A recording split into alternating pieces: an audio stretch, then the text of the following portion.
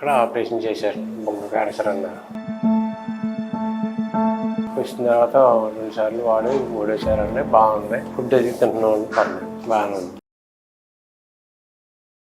నమస్కారం. ఈ ఆయుర్వేద హాస్పిటల్ను ఆశ్రయించిన పేషెంట్లు వారి అనుభవాలు పంచుకోవడం జరిగింది. వారు చూసిన ఫలితం ఆధారంగా వారు ఏమంటున్నారంటే, డాక్టర్ సత్యనారాయణ గారి పేరు, అది మణిపురం. ఇప్పుడు కొద్దిగా పొక్కిందండి. ఇప్పుడు డెంటిస్ట్ దగ్గరికి వెళ్తే వివరాలనే అన్నారు. వాళ్ళు ఏంటంటే టెస్టులు చేయించి స్కానింగ్ చేయించి ఆపరేషన్ చేయాలన్నారు. అక్కడ ఆపరేషన్ చేశారు. బొంగ క్యాన్సర్ అన్నారు. అక్కడ ఆపరేషన్ చేయించేసుకుని రేడియేషన్ పెడదాం ఉన్నారు. రేడియేషన్ ఏమి వద్దు అని చెప్పి ఇక్కడికి వచ్చామండి. ఎవరి ద్వారా విన్నాం. గూగుల్లో కొడితే వచ్చిందండి. ఇది ఇక్కడికి వచ్చాం. వచ్చిన తర్వాత 2 సార్లు వాడి 3సారి అంటే బాగుంది. ఇప్పుడు భోజనం అవి కూడా ఫ్రీగా తినగలుగుతున్నాం, మాట్లాడగలుగుతున్నాం. అంతకుముందు అయితే మాట కూడా వచ్చేది కాదు. ప్రస్తుతానికి అన్నీ బాగానే ఉన్నాయి. ఫుడ్ అది తింటున్నాం, పర్లేదు బాగానే ఉంది. మాట కూడా వచ్చేది కదా అంతకుముందు అయితే.